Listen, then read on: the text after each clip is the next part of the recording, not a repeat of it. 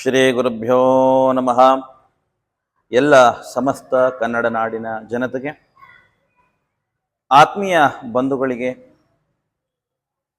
ಜ್ಯೋತಿಷಿಗಳು ಹಾಗೂ ಪುರೋಹಿತರು, ಕವಡೆಶಾಸ್ತ್ರ ತಜ್ಞರು ಆಗಿರತಕ್ಕಂಥ ಶರಣ್ ಶಾಸ್ತ್ರಿ ಮಾಡ್ತಕ್ಕಂಥ ಹೃದಯಪೂರ್ವಕ ನಮಸ್ಕಾರಗಳು.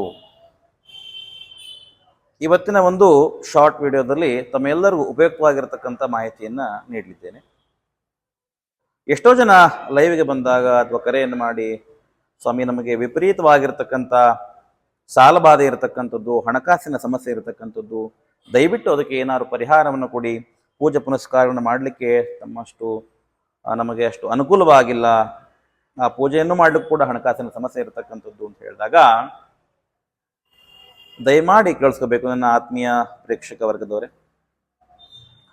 ಈ ಒಂದು ಹಣಕಾಸಿನ ಸಮಸ್ಯೆ ನಿವಾರಣೆ ಆಗಲಿಕ್ಕೆ ಹಾಗೂ ಮಹಾಲಕ್ಷ್ಮಿಯ ಕೃಪಾ ಕಟಾಕ್ಷ ತಮ್ಮೆಲ್ಲರಿಗೂ ಪ್ರಾಪ್ತವಾಗಲಿಕ್ಕೆ ತಾವೇನು ಮಾಡ್ಬೇಕು ಹೇಳಿದ್ರೆ, ಪ್ರಾತಃ ಕಾಲದಲ್ಲಿ ತಲೆಗೆ ಹರಿದ್ರವನ್ನ ಮಿಶ್ರಣ ಮಾಡಿಕೊಂಡು, ಅರಿಶಿಣದ ನೀರನ್ನ ಮಿಶ್ರಣ ಮಾಡಿಕೊಂಡು ತಲೆ ಸ್ನಾನವನ್ನು ಮಾಡಿ, ಒಂದು ಅಶ್ವಥ ಎಲೆಯನ್ನ ತಗೊಂಡು ಬಂದು ಆ ಅಶ್ವಥ ಎಲೆಯ ಮೇಲೆ ಏನ್ ಮಾಡ್ಬೇಕು ಹೇಳಿದ್ರೆ, ಹಾಲಿನಿಂದ ಕುಂಕುಮವನ್ನ ಕದಡಿ, ಕುಂಕುಮವನ್ನ ಹಾಲಿನಿಂದ ಕದರ್ತಕ್ಕಂಥದ್ದು, ಅದನ್ನ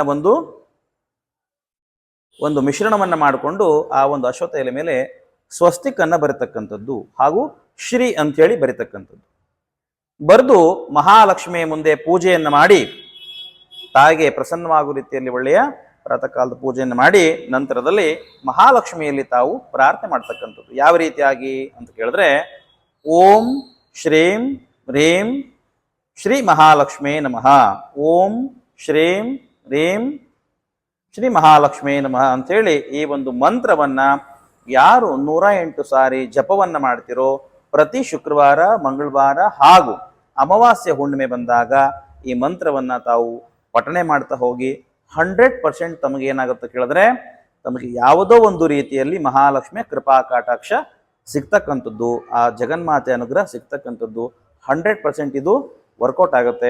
ಮಾಡಿ ತಮ್ಮೆಲ್ಲರಿಗೂ ಕೂಡ ಒಳ್ಳೇದಾಗ್ಲಪ್ಪ. ಸರ್ವೇ ಜನ ಸುಖಿನ ಭವಂತು, ಲೋಕಾ ಸಮಸ್ತ ಸುಖಿನ ಭವಂತು, ಸಮಸ್ತ ಸನ್ಮಂಗಳಾದಿ ಭವಂತು ಅಂತ ಹೇಳ್ತಾ ಈ ಒಂದು ವಿಡಿಯೋ ನಿಮಗೆ ಮುಗಿಸ್ತಾ ಇದ್ದೀನಿ. ಒಳ್ಳೇದಾಗಲಿ.